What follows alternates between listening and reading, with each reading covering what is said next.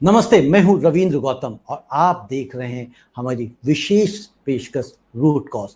इस प्रोग्राम के अंतर्गत हम हर वीक डॉक्टर अंशुमान कुमार के साथ में होते हैं और कैंसर पे चर्चा करते हैं। कैंसर एक ऐसी बीमारी है जिसका नाम सुनते ही अच्छे से अच्छे लोग घबरा जाते हैं, क्योंकि ऐसा माना जाता है, ऐसा डर पैदा हो चुका है कि अगर कैंसर किसी को हो गया तो बचना मुश्किल है। लेकिन फिर भी बहुत सारी चीजें हैं जिनसे बचाव किया जा सकता है और इन सारी चीजों के ऊपर हमें डॉक्टर अंशुमान खुद बताएंगे।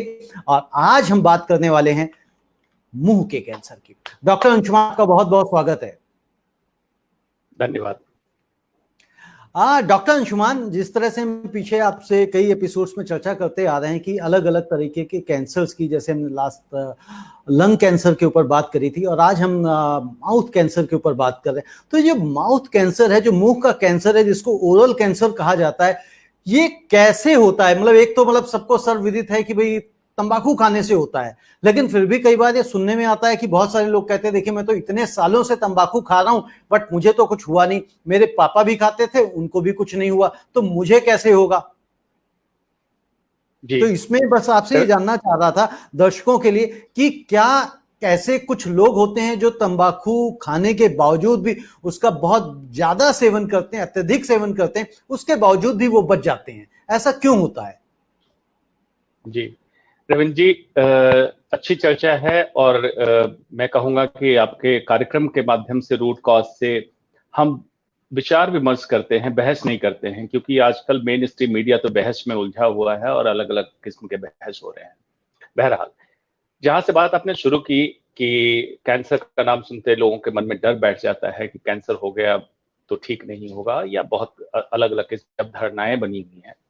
तो सबसे पहली बात समझ लीजिए, कैंसर एक बीमारी है जिसका इलाज होता है और ये बीमारी ठीक होती है। तो पहला संदेश तो यही है, कैंसर लाइलाज नहीं है, इसको दिमाग से निकाल दें। जरूरत है सही समय पे कैंसर की जानकारी हो ताकि आप कैंसर से बचें। कैंसर हो ही ना, पहला उद्देश्य। दूसरा, हो तो बहुत शुरुआती स्टेज में पकड़ में आ जाए और सही इलाज हो जाए और ठीक हो जाए, इसकी जरूरत है। अब स्पेसिफिक आज के चर्चा का विषय मुंह के कैंसर या ओरल कैंसर या माउथ कैंसर, आम भाषा में जो बोलते हैं उस पे आ जाते हैं। ये बिल्कुल सही है, कई लोग तंबाकू का सेवन करते हैं जिनमें माउथ कैंसर देखा गया है। पहले वहां से शुरू करते हैं जो बात आपने कही कि कई लोग कहते हैं मैं तो इतने सालों से तंबाकू का सेवन कर रहा हूं, मुझे कैंसर नहीं हुआ। बिल्कुल सही बात है। इसको ऐसे समझें आप कि कई सालों से रोड पे गाड़ी चला रहे हैं, मेरे साथ तो एक्सीडेंट नहीं हुआ, लेकिन जिस दिन एक्सीडेंट हो गया वो आखिरी दिन होता है किसी किसी का। तो तंबाकू को आप यही माने, तंबाकू एक मेन बहुत प्रमुख कारण है मुंह के कैंसर का। किसी भी तरह का तंबाकू, चाहे तो जर्दा हो, पान हो, खैनी हो, गुटखा हो, बीड़ी हो, सिगरेट हो, किसी भी तरह से तंबाकू, सुपारी या अल्कोहल का सेवन आप करते हैं, और खास करके अगर ये तंबाकू का उत्पाद और अल्कोहल मिल जाए तो और चांस ज्यादा हो जाएगा मुंह के कैंसर होने का। एक तो ये कारण होता है। मतलब अगर और क्या कारण तंबाकू और शराब का दोनों का अगर मिश्रण हो जाए तो वो और ज्यादा हानिकारक हो जाता है। और ज्यादा हानिकारक हो जाता है। इसको मेडिकल के लैंग्वेज में हम कहते हैं it is not additive, it is multiplicative. मतलब ये है कि 2 और 2 4 का नहीं होगा, ये दोनों अगर मिलेगा तो खतरा 10 गुना बढ़ जाता है। तो ये दोनों मिलने पे और ज्यादा चांस रहेगा होने का। मतलब इसको हम इस तरह से 2 2 4 की जगह हम 10 और 10 20 ना होके 10 × 10 100 हो जाएगा। एग्जैक्टली मल्टीप्लिकेटिव, गुणात्मक वृद्धि होती है इसमें जी। तो ये तो बात हो गई। अब उनकी बात करें कि और कौन लोग हैं जिनमें मुंह के कैंसर का खतरा रहता है, हम उस पे आएंगे। क्या लक्षण होता है, कैसे आप इसको पकड़ सकते हैं। इसको एक सिंपल फॉर्मूला बताता हूं, 5 एस याद रखें आप। एस अल्फाबेट जो एस है, STUV alphabet S. First S is smoking, याद करने के लिए स्मोकिंग मतलब एनी टोबैको प्रोडक्ट, चाहे च्यूइंग टोबैको हो, स्मोकिंग टोबैको हो, एस से smoking. Second is spirit, spirit का मतलब alcohol, any form of alcohol, वो जिस फॉर्म में हो, देशी हो विदेशी हो। अच्छा, थर्ड हो गया शार्प टीथ। ये बहुत लोगों को पता भी नहीं है कि दांत की खराबी के कारण भी मुंह का कैंसर होता है। जैसे इल फिटिंग डेंचर, अगर आपने आर्टिफिशियल दांत लगवाया हुआ है प्रॉपर्ली फिट नहीं होता है, बार बार आपके गाल को काटता हो, इससे कैंसर की संभावना होगी। या दांत नुकीला हो, पैना हो कोई उसका कोना, और बार बार आपका गाल कटता हो, उससे कैंसर की संभावना बढ़ती है। तब फोर्थ एस है सैनिटेशन, मतलब सफाई। अगर मुंह और दांत की प्रॉपर सफाई नहीं रहती हो, गंदगी रहती हो, तो अलग अलग तरीके के इन्फेक्शन और गंदगी इटसेल्फ ही कैंसर का कारण बन सकता है। एंड फिफ्थ एस याद रखना है, सेक्सुअली ट्रांसमिटेड इन्फेक्शन। मतलब इसका हुआ कि जो सेक्सुअल वायरसेज हैं, जैसे ह्यूमन पैपिलोमा वायरस, उसका 16-18 एक स्ट्रेन होता है, इससे भी कैंसर का खतरा है। तो किसमें होता है? अनप्रोटेक्टेड ओरल सेक्स में लीड टू ओरल कैंसर और ओरोफेरेंजियल कैंसर। ओरोफेरेंजियल कैंसर कहते हैं मुंह के पिछले हिस्से के कैंसर को। तो ये 5 एस याद रखना है। क्या क्या? Smoking means any form of tobacco, alcohol, spirit, sharp teeth, sanitation and sexually transmitted infection. ये 5 खास वजह है मुंह के कैंसर के। जी रविंद्र जी, एक जिस तरह से आपने बताया तंबाकू के ऊपर बात करी कि भी तंबाकू से कैंसर फैलता है, लेकिन हम अगर गांवों में चले जाएं और वहां देखें कि हुक्का पीने का एक चलन और प्रचलन बहुत ज्यादा है, या हम और उधर जाते हैं, अगर हम साधुओं संतों में जाते हैं तो उनको चिलम पीने की एक बहुत बड़ी वो हमने देखा है उस कम्युनिटी में। तो वहां तो उतना कैंसर देखने में नहीं आता है, या फैलता नहीं है, या हमें पता नहीं लगता है। जी, देखिए ह्यूमन बॉडी है, चाहे वो गांव के लोग हों, शहर के लोग हों, साधु हों, सन्यासी हों, जो भी कैंसर फॉर्मिंग तत्व का सेवन करेंगे उनके शरीर में जाएगा, तो कैंसर की संभावना उतनी ही रहती है। अब कुछ चीजों को ऐसे समझा जाए। जो लोग शहर में रह रहे हैं, अवेयर हैं, छोटी छोटी तकलीफ होती है, डॉक्टर को दिखाते हैं, बीमारी उनकी पकड़ में आती है। गांव के लोग ऐसा नहीं है। मैं पूरे देश में जब भ्रमण करता रहता हूँ, देखता हूँ गांव के लोगों को कैंसर मुंह में रखा रहता है, उनको पता ही नहीं होता है। और जब आमतौर पे दिखाने आए तो कहते हैं ऐसे डॉक्टर साहब दांत हिल रहा था, बस दांत की खराबी हो, उसको दांत की खराबी मान लेते हैं। कोई मान लेते हैं चूना से कट गया, घाव हो गया, घाव ठीक नहीं हो रहा है, मतलब अपनी तरफ से जोड़ लेते हैं। और साधु सन्यासियों को भी मैंने ऑपरेशन किया है, उनमें भी मुंह के कैंसर का इलाज किया है। तो ये कहना कि उनमें नहीं होगा, ऐसा नहीं है। डिटेक्शन हो सकता है लेट हो सकता है हो ही ना, लेकिन कैंसर का कारण अगर है तो होगा। दूसरा क्या है, शहर में रहने वालों में एक समस्या जरूर है, तंबाकू के अलावा और भी कई चीजें ऐसी होती है जो कैंसर के कारक ऑलरेडी हैं आपके पास, और तंबाकू भी आपने लिया तो खतरा बढ़ गया। तो इसलिए कोई ये फॉर्मूला नहीं है, अगर कोई जहर है तो जहर आपके लिए भी है, जहर दूसरों के लिए भी है। जी, मैं सिर्फ ये इंगित करना चाह रहा था, क्या हुक्का में जो तंबाकू पिया जाता है या जो चिलम में तंबाकू पिया जाता है, तो उससे कैंसर नहीं होता? क्या वो डिफरेंट तरीके का तंबाकू है? क्या ये मेरा प्रश्न ये नहीं था कि उन किनको होता है किनको नहीं होता है। अच्छा, ये आपने बहुत वैज्ञानिक सवाल पूछा है, इसको मैं जरूर बताऊंगा। 2 तरह के कार्सिनोजेन हम बोलते हैं। कार्सिनोजेन का मतलब है कैंसर के कारण। एक तंबाकू होता है जिसको कहते हैं कॉन्टैक्ट कार्सिनोजेन, एक होता है जो डिफ्यूज कार्सिनोजेन। कॉन्टैक्ट कार्सिनोजेन मतलब गुटखा या खैनी, जहां आप दबा के रखते हैं, मतलब आपके कॉन्टैक्ट में बहुत देर तक है, तो उस पर्टिकुलर हिस्से पे ज्यादा चांस रहता है कैंसर बनने का। और एक होता है डिफ्यूज, जैसे स्मोकिंग, हुक्का जो आपने बोला। हुक्के में क्या सिस्टम होता है कि तंबाकू का धुआं पानी में होते हुए फिर आपके फेफड़े तक उतरता है। तो इसमें मुंह के कैंसर का रिस्क तो है, लेकिन फेफड़े का कैंसर का रिस्क ज्यादा है। दूसरा क्या है, इसमें कई कार्सिनोजेंस पानी में सेटल हो जाते हैं। तो जो कॉन्टैक्ट कार्सिनोजेन है तंबाकू खैनी के फॉर्म में या गुटखा के फॉर्म में, उससे अगर हेड टू हेड कंपेयर करें तो रिस्क थोड़ा कम है हुक्के में, क्योंकि पानी के थ्रू होके धुआं आता है। तो दोनों में अलग अलग टाइप का कैंसर होगा, लेकिन तंबाकू से होने का रिस्क पूरा उतना ही है।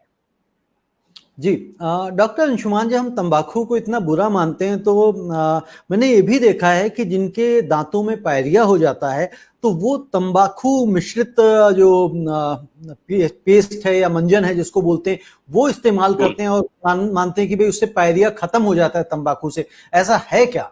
ये कितना वैज्ञानिक है? नहीं, बिल्कुल वैज्ञानिक नहीं है, लेकिन गुल का जो इस्तेमाल किया जाता है तंबाकू का पाउडर होता है, उसमें कुछ और भी मिलाते होंगे, जिसका इस्तेमाल लोग, बिल्कुल आप सही कह रहे हैं, पायरिया खत्म करने के लिए करते हैं। देखिए क्या है कि तंबाकू का प्रोडक्ट, कोई भी प्रोडक्ट आप लें, इरिटेंट है। इरिटेंट का मतलब है जिसको नॉर्मली भी आप रखेंगे तो आपको इरिटेशन, वहां पे जलन सी महसूस होगी, उसको हम लोग इरिटेंट कहते हैं। जिस थियरी पे बाम काम करता है हेडेक के लिए, कि हेडेक हो रहा है, आपने बाम लगाया तो ये स्किन के रिसेप्टर को इरिटेट करता है और आपका हेडेक कम होने लगता है। इसको यही फॉर्मूला एक्यूप्रेशर एक्यूपंक्चर थेरेपी में काम होता है। सेम काम करता है तंबाकू, लौंग का तेल। जहां पे दर्द हो रहा है दांत में, वहां पे कोई भी इरिटेंट आप अगर लगाएंगे तो जो होने वाला दर्द है उससे ज्यादा दर्द इरिटेंट का होता है और थोड़ी देर के लिए आपका पेन सप्रेस हो जाता है, दब जाता है। ये इरिटेंट थियरी है पेन कम करने की। तंबाकू डायरेक्टली पायरिया को कम नहीं कर सकता है। ओके, तंबाकू डायरेक्टली पायरिया को कम नहीं करता है, उसका पेन जरूर रिमूव हो जाता है, डिक्रीज हो जाता है, जिससे पेशेंट को लगता है कि तंबाकू शायद काम कर रहा है, फायदा कर रहा है। जी जी जी। तो इसमें डॉक्टर अंशुमान एक चीज और बताएं कि जो चिलम में जो लोग गांजा पीते हैं, क्या वो भी उतना ही हानिकारक है जितना तंबाकू? जी बिल्कुल। गांजा भी एक हर्ब से निकलता है, जैसे तंबाकू टोबैको लीफ से निकलता है। गांजा एक भांग वीड्स होते हैं, उससे निकाला जाता है। उसमें भी कैंसर फॉर्मिंग एजेंट्स हैं, और आप स्मोक फॉर्म में लेते हैं तो मुंह के अलावा throat cancer, lung cancer, food pipe का कैंसर जिसको इसोफेगस कैंसर कहते हैं, इन सब का भी रिस्क साथ में बनता है। जी, तो इसके तंबाकू के अलावा भी और क्या कारक हो सकते हैं जो ओरल कैंसर पैदा करते हो, मुंह के अंदर कैंसर पैदा करते हैं? कि भाई तंबाकू हो गया, गुटखा हो गया, सिगरेट, बीड़ी, ये चीजें, शराब भी आपने बता दी। इसके अलावा भी कोई कारक हैं जो मुंह में कैंसर पैदा करते हैं? बिल्कुल। एक बहुत इंपॉर्टेंट कारण है जो आजकल देखने को बड़ा कॉमनली मिल रहा है।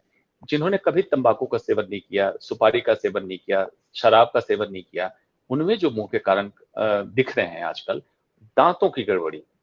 इंडिया में डेंटल हेल्थ बहुत इग्नोर्ड है, ओवरलुक्ड है। मतलब लोगों को पता भी नहीं है कि डेंटल हेल्थ जैसी कोई चीज होती है। दांतों का भी स्वास्थ्य, मुंह का भी स्वास्थ्य इंपॉर्टेंट है। मतलब इसका ये है कि कैसे ब्रश करना चाहिए, मुंह की सफाई कितनी आवश्यक है, ब्रशिंग टेक्निक क्या होनी चाहिए, और अगर शार्प टीथ है, कहीं पे दांत खुरदरा हो रहा है या पैन नुकीला हो रहा है, कोई इसकी धार ठीक नहीं है, इसको ठीक कराना, ये बहुत एक अहम है। दूसरा, जब डेंटल ट्रीटमेंट होता है तो कौन सा मटेरियल इस्तेमाल किया जाता है दांत के फिलिंग में, कौन सा प्लेट, क्राउन जो लगाए जाते हैं, कैप लगाए जाते हैं, वो किस तरह से लगाए जाते हैं, इल फिटिंग तो नहीं। ये सब डेंटल पूरा पूरा हेल्थ इन जनरल बहुत बड़ा एक कैंसर का कारण बन के उभरा है, जो आजकल हम लोग अपने प्रैक्टिस में देख रहे हैं। जिनमें कोई भी तंबाकू का सेवन नहीं रहा है, उनमें कैंसर का कारण हुआ। उनमें हिस्ट्री मिलती है कि दांत की खराबी या दांत के इलाज की हिस्ट्री है। जी, डॉक्टर रेणुका का एक प्रश्न आया है और ये पूछ रही हैं कि अगर कोई इन्फेक्टेड है और जब वो कोई खाना खाता है, कोई भी इंटेक लेता है मुंह में, तो क्या वो जो कैंसर है वो स्टमक में भी जा सकता है क्या? नहीं, कैंसर नंबर 1 इन्फेक्शियस डिजीज नहीं है। और जब मुंह का कैंसर है और कोई खाना खा रहा हो उसके स्टमक में, ओब्वियसली कैंसर सेल जाते हैं जो यहाँ से एक्सफोलिएट करते हैं। टेक्निकली बोलते हैं एक्सफोलिएट करना, मतलब झड़ना। और जो कैंसर की जगह है उससे कैंसर सेल झड़ के खाने के साथ पेट के अंदर जाते हैं, लेकिन वहां ये डिस्ट्रॉय हो जाता है। क्योंकि कैंसर को पनपने के लिए उसको अपना एनवायरमेंट चाहिए, अपनी जड़ चाहिए जहां से वो निकला है। अगर ये खत्म हो गई तो कैंसर मर जाता है।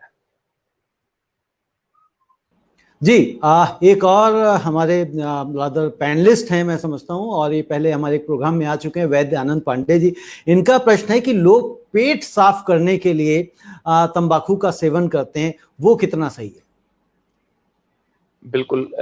हिंदुस्तान में कई शहरों में और गांव में ये है कि सुबह तंबाकू के किसी भी उत्पाद का सेवन, जैसे खैनी, सिगरेट या बीड़ी का सेवन या गुल का सेवन करके लोग समझते हैं इससे पेट साफ होता है।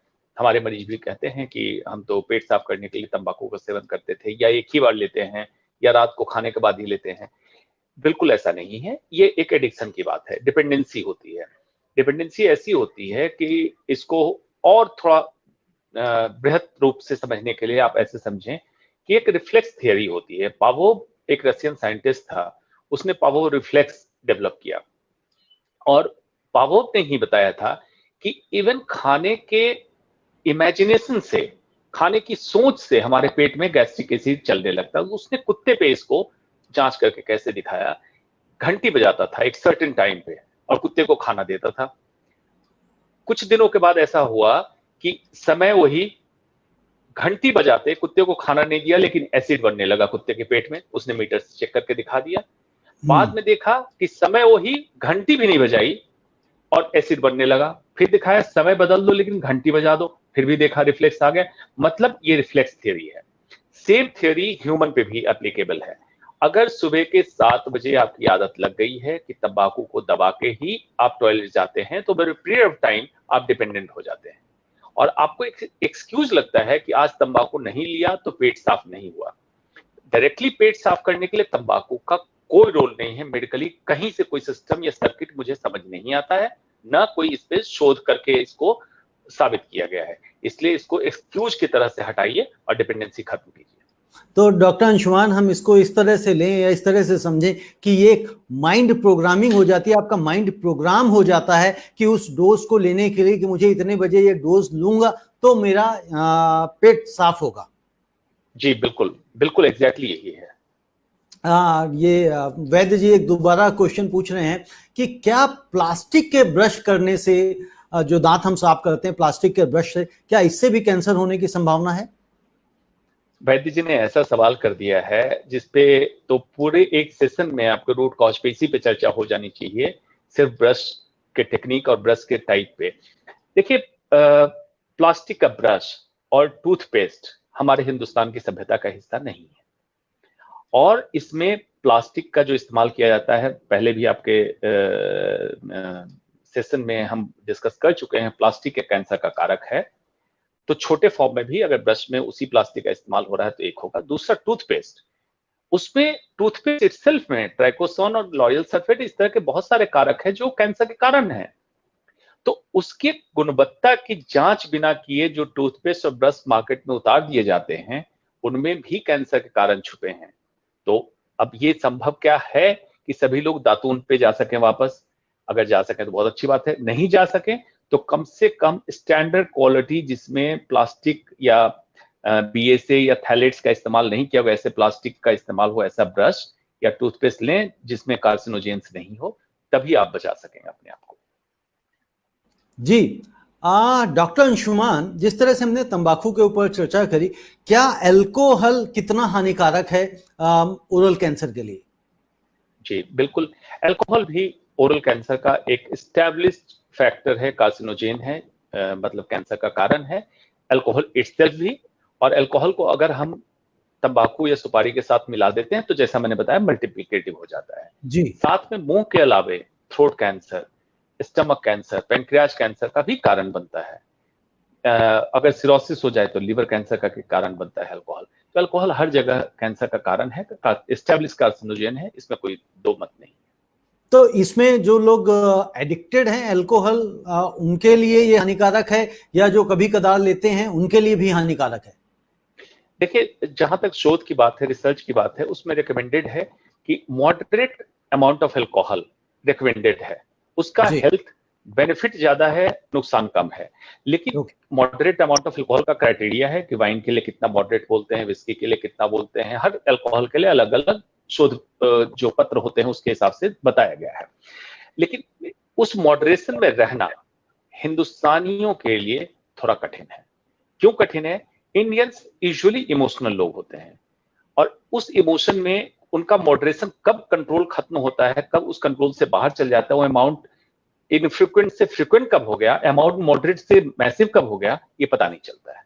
जी, उनका मॉडरेशन लेवल ये होता है कि जब हमारा सर घूमने लगेगा तब मॉडरेशन लेवल वहां से शुरू होता है। जी, तो रिसर्च पेपर में वो रिकमेंडेड नहीं है। रिकमेंडेड है। डॉक्टर अंशुमान, क्या धूप से भी ओरल कैंसर हो सकता है? बहुत अच्छी बात उठाई। देखिए, धूप से ओरल कैंसर नहीं होता है, लेकिन स्किन कैंसर होता है। इसको head and neck cancer group में हम डालते हैं। स्किन कैंसर का मतलब है जो चमड़ी हेड एंड नेक एरिया में है, इसका कैंसर हो सकता है। उसी तरह से हाथ पे स्किन है, वहां का हो सकता है। जो लोग सन बाथ लेते हैं उनमें पीठ पे स्किन जो है उसका भी कैंसर हो सकता है। स्किन कैंसर होता है जिसमें basal cell carcinoma, squamous cell carcinoma, melanoma, 3 तरह के स्किन कैंसर है जो धूप के एक्सेसिव एक्सपोजर से होता है। लेकिन भारत में इसकी तादाद कम देखी जाती है। ये जो गोरे लोग होते हैं जिनमें मेलानोसाइट्स कम होता है, उनमें इनकी संख्या ज्यादा है स्किन कैंसर की। इंडिया में जो हमारा कलर कॉम्प्लेक्सन दिया गया है, मेलानोसाइट इतना है कि हमें प्रोटेक्ट करता है स्किन कैंसर से, इसलिए इंडिया में स्किन कैंसर उतना कॉमन नहीं है। लेकिन चर्चा हुई है तो आपको बता दूं कि स्किन कैंसर के लक्षण आपको देखना चाहिए। कोई भी मस्सा अगर हाल फिलहाल में जख्म बनने लगा हो, उससे खून निकलने लगा हो, या मस्से में खुजली होने लगी हो, या नया कोई स्किन के ऊपर काला जख्म या कोई खुरदरा सरफेस आ गया हो, तो समझिए स्किन कैंसर का लक्षण हो सकता है। इतना भी अनकॉमन नहीं है कि इंडिया में नहीं होता, इंडिया में होता है, लेकिन ऑस्ट्रेलिया में सबसे ज्यादा कॉमन है, इंडिया में उससे कम है। ओके, मतलब यानी कि जो सनलाइट है तो उसका कॉज सबसे ज्यादा ऑस्ट्रेलिया में है, इंडिया में ना के बराबर हम ये मान सकते हैं। कम है वहां से। जी, और अगर किसी को कैंसर हो जाता है तो उसके लिए फिर उसके आगे का प्रोसेस क्या है, वो किस तरह से अपने आप को बचाए, किस तरह से ट्रीट करे, क्या प्रिकॉशंस उसको लेने चाहिए? जी, इससे पहले मैं थोड़ा सा लक्षण के बारे में बता दूं कि ओरल कैंसर के लक्षण क्या है, समझ लें, उसके बाद हम बचाव पे बात करते हैं। कोई भी किसी भी तरह के मुंह में छाला जो 2-3 हफ्ते से आपके मुंह में हो और भर नहीं रहा हो, खास करके ऐसे लोग जो तंबाकू का सेवन करते हो या दांत की कोई तकलीफ हो और मुंह में छाला हो और भरने में दिक्कत हो रही है, आपने एंटीबायोटिक ले ली डॉक्टर की सलाह से, मल्टीविटामिन ले लिया, कोई लगाने की भी दवा कर ली, लेकिन 3 हफ्ते हो गए अब छाला या जख्म भर नहीं रहा हो, या जब सुबह के समय ब्रश करते हैं तो सबको मैं समझाता हूं, ओरल एग्जामिनेशन अपने आप से मुंह की परीक्षा, मुंह की जांच कीजिए, एक बार चेक कर लीजिए, सारे दांतों के बीच में मसूड़ों को चेक कीजिए, गाल को चेक कीजिए, कोई जख्म तो नहीं है, कोई उभार तो नहीं है, कोई दानेदार कहीं दाना तो नहीं बन रहा है, अगर नहीं बन रहा है तो ठीक है, बिल्कुल इसको चेक कर लिया। ये लक्षण होते हैं। कोई दांत हिल रहा हो, खास करके हाल फिलहाल से हो रहा हो, ब्लीडिंग गम्स, अगर मसूड़े से बार बार खून का आ जाना, आपने डॉक्टर से चेक कराया, डॉक्टर ने कहा पायरिया नहीं है, दांत आपके ठीक है, लेकिन फिर भी खून आ जा रहा है, तो आपको चेक कराना चाहिए, हो सकता है माउथ कैंसर के लक्षण हो। ये सब कॉमन लक्षण है। जी जी जी रविंद्र जी। ये वैद्य आनंद पांडे जी पूछ रहे हैं, क्या लिपस्टिक यूज करने से भी कैंसर की संभावना होती है? जिसमें लेड कंटेंट होता है, लेड एक तरह का हैवी मेटल है, उस लिपस्टिक में, कई लिपस्टिक में लेड कंटेंट होता ही है, कलर बनाने के लिए लेड का इस्तेमाल किया जाता है।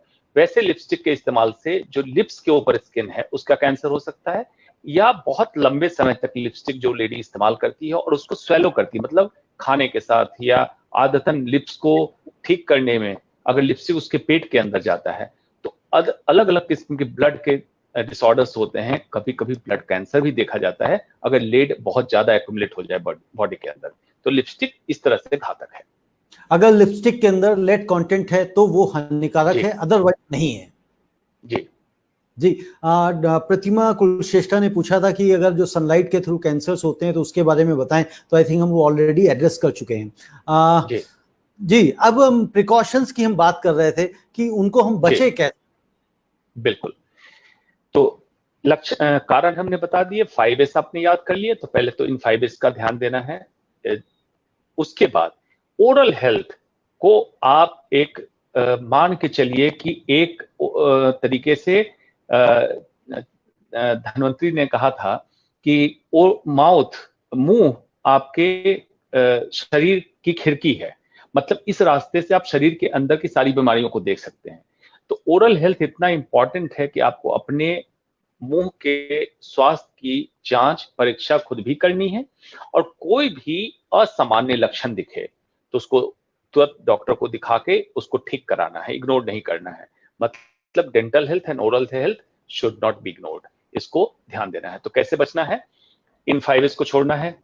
रूटीन ओरल हेल्थ, सुबह जब ब्रश करते हैं, दातुन करते हैं, जो भी करते हैं, कुल्ला करने के बाद आप पूरे दांतों को देखिए, मसूड़ों को देखिए, गाल को देखिए, अपने गर्दन के ग्लैंड्स को इस तरह से चेक करके आपने देख लिया, सब ठीक है, बढ़िया है। लेकिन इसके लिए ऑब्सेस्ड नहीं होना है, मतलब पागलपन, दिवालियापन नहीं करना है कि ऐसा तो नहीं कुछ हो रहा है मुझे, इतना चेक करने की जरूरत नहीं है। असामान्य होगा तो आपको दिख जाएगा। उसके बाद हल्दी का P53 हाइपरमेथाइलेशन को रिवर्स करता है हल्दी, इस्टेब्लिश्ड, हमने साइंटिफिक पेपर भी पब्लिश किए हैं। इसका रोल एंटी कैंसर फॉर्म में है और ओरल कैंसर में भी एंटी कैंसर का काम करता है।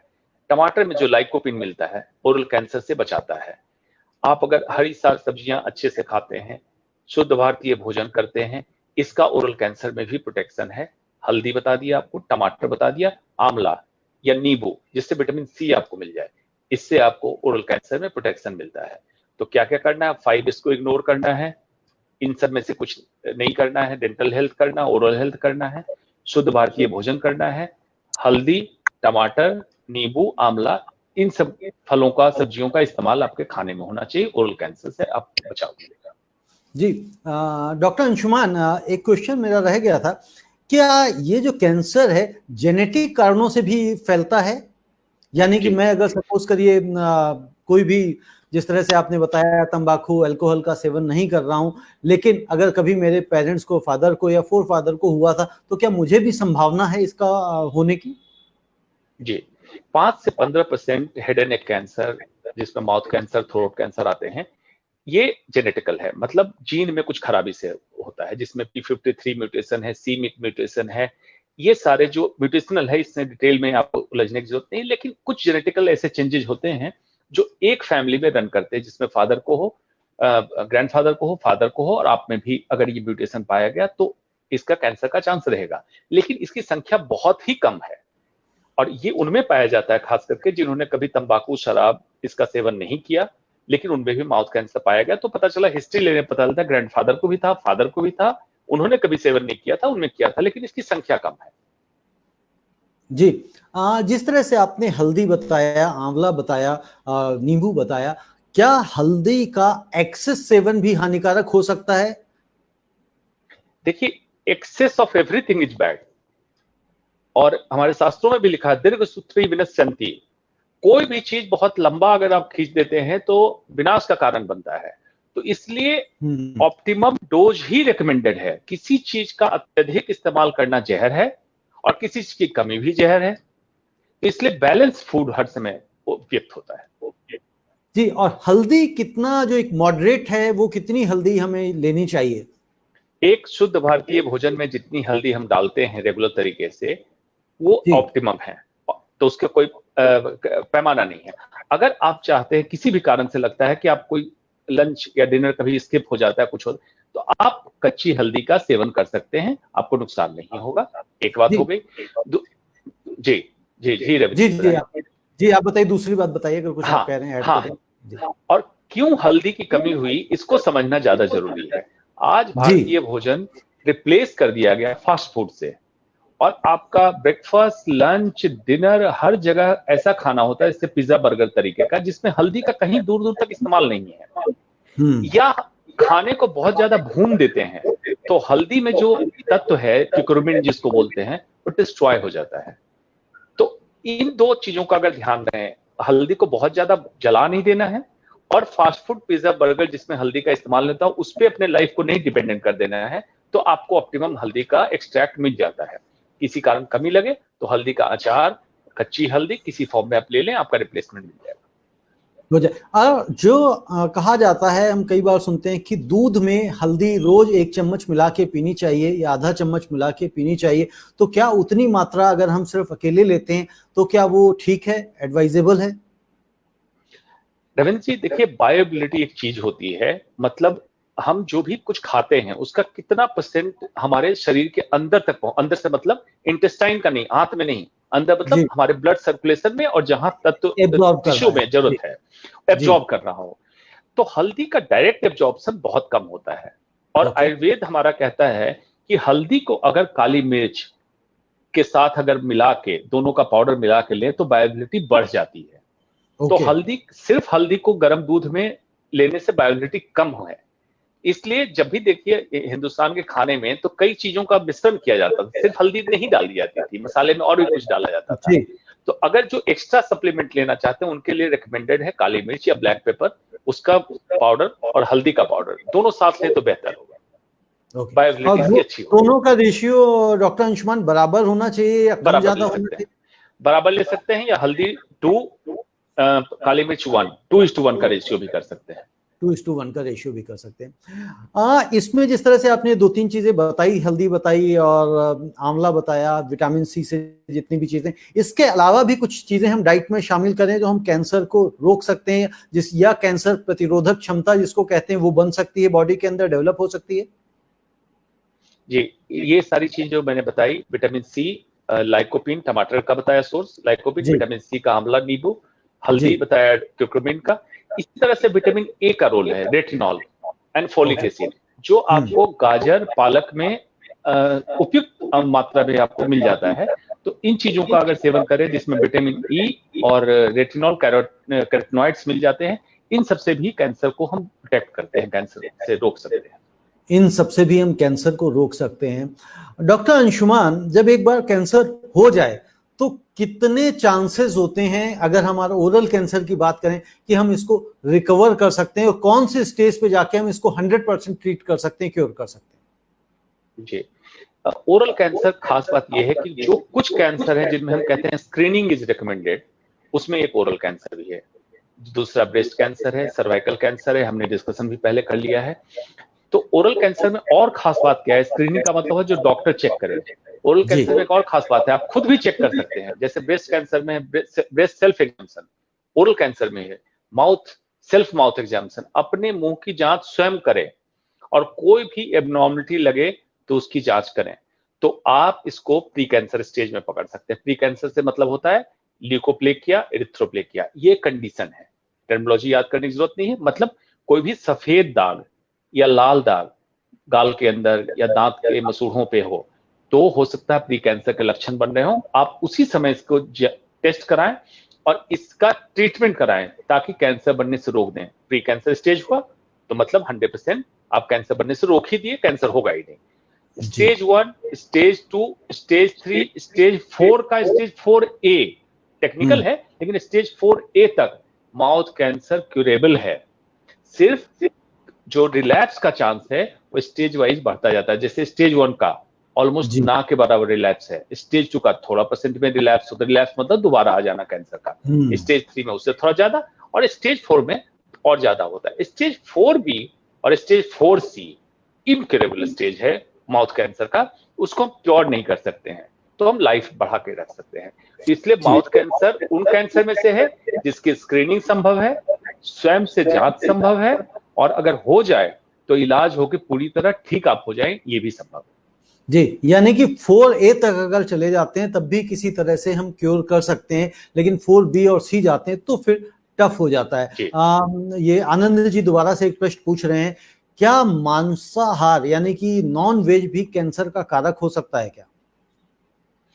मुंह के कैंसर का कारण नॉनवेज से कोई सीधा संबंध नहीं देखा गया है, लेकिन मांसाहार खास करके अत्यधिक सेवन करने से, और जिसमें सैचुरेटेड रेड मीट जिसको हम बोलते हैं, रेड मीट हो, उससे कोलोन कैंसर मतलब बड़ी आंत का कैंसर, यूटेराइन कैंसर मतलब बच्चेदानी का कैंसर, प्रोस्टेट कैंसर जिसको हम डिस्कस भी कर चुके रहे हैं, गदूद का कैंसर बोलते हैं, पेशाब की थैली के नीचे की एक ग्रंथि होती है उसका कैंसर, और स्तन कैंसर, ब्रेस्ट का कैंसर, इसका मांसाहार से सीधा संबंध देखा गया है। खास करके जिनके सभी खाने में मांसाहार का सेवन होता है उनमें चांस ज्यादा रहता है।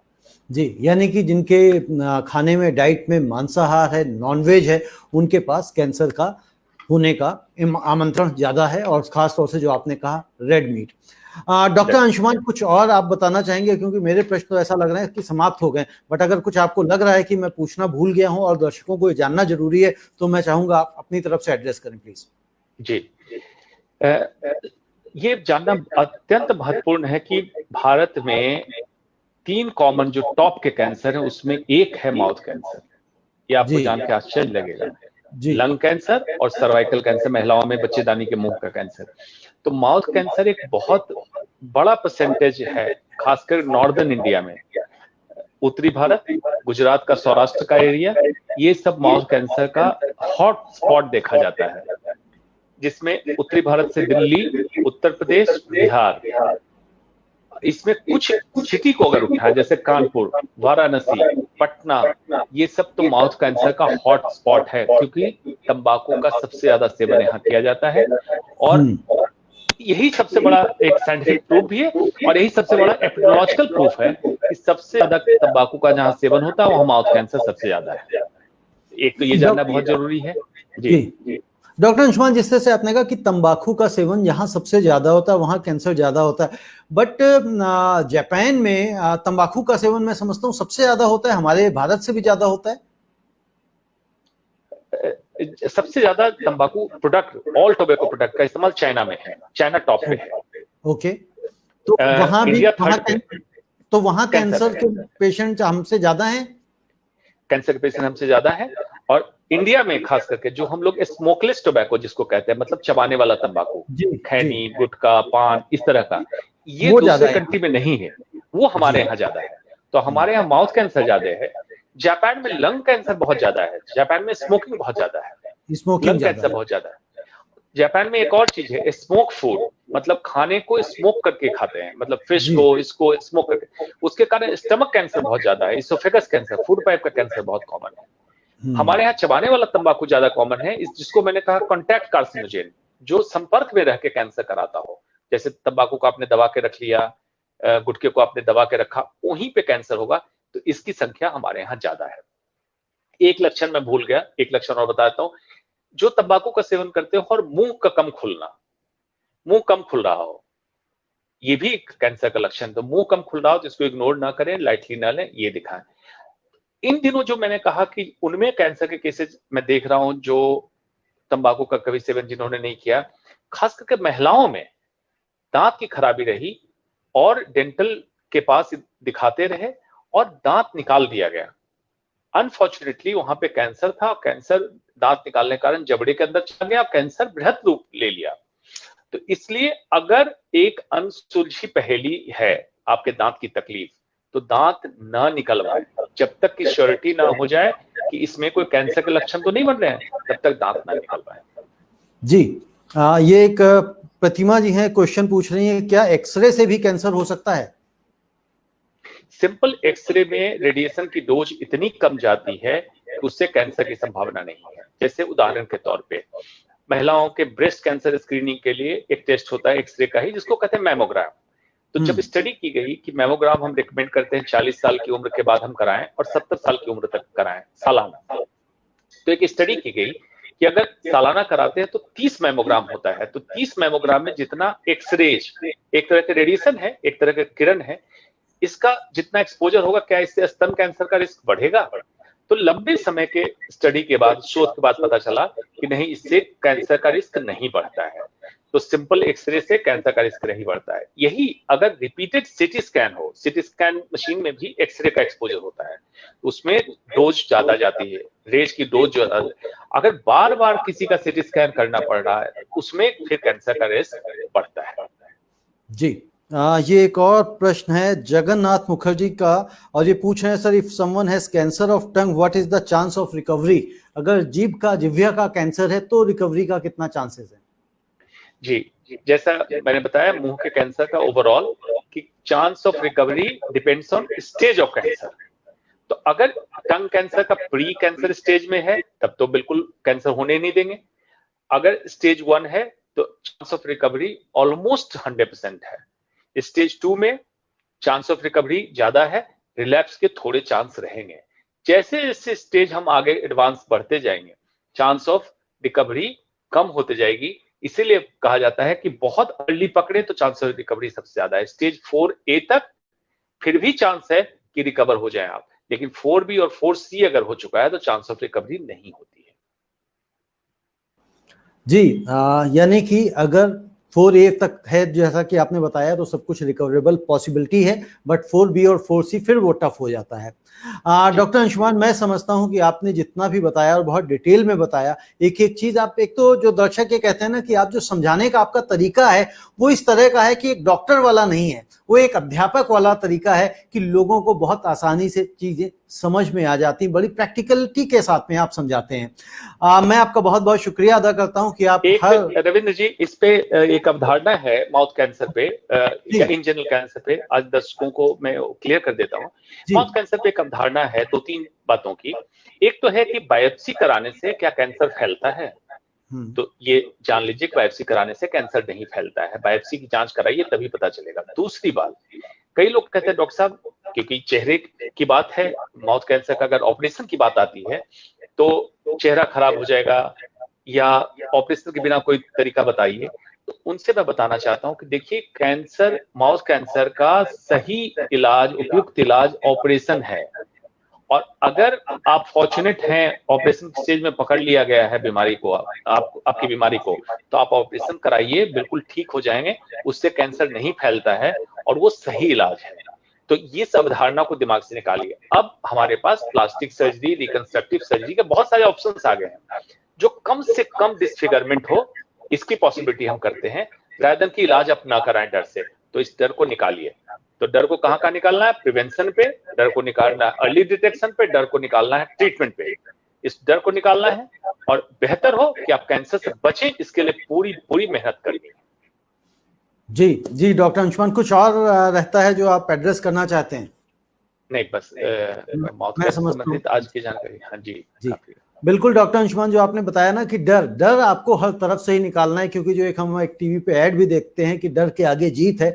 डर के छुपने से, बैठने से उसका प्रॉब्लम का निराकरण नहीं होगा। निराकरण तभी होगा जब आप कंसल्टेंट के पास जाएंगे, डॉक्टर के पास जाएंगे और एड्रेस कराएंगे उस चीज को कि हाँ ये वाकई में कैंसर है या नहीं। कई बार ऐसा भी होता है कि हम मान के बैठ जाते हैं कि अगर कुछ मुंह के अंदर कुछ हो गया तो तो लगता है कि हाँ कैंसर तो नहीं है, तो उस डर से भी बैठ जाते हैं। तो डर में बैठने से, डर में जीने से अच्छा है कि जाके सीधे डॉक्टर के पास मिले, दिखाएं, पूछें कि हाँ ये कैंसर है या नहीं। अगर है तो उसका इलाज शुरू हो जाएगा। और जिस तरह से डॉक्टर साहब ने बताया कि 4A तक अगर आप है तो भी आप रिकवरी पॉसिबल है, तो हम 4A तक जाने की कोशिश ही क्यों करें, हम स्टेज 1 पे ही उसको निपट लें और ट्रीटमेंट ले लें।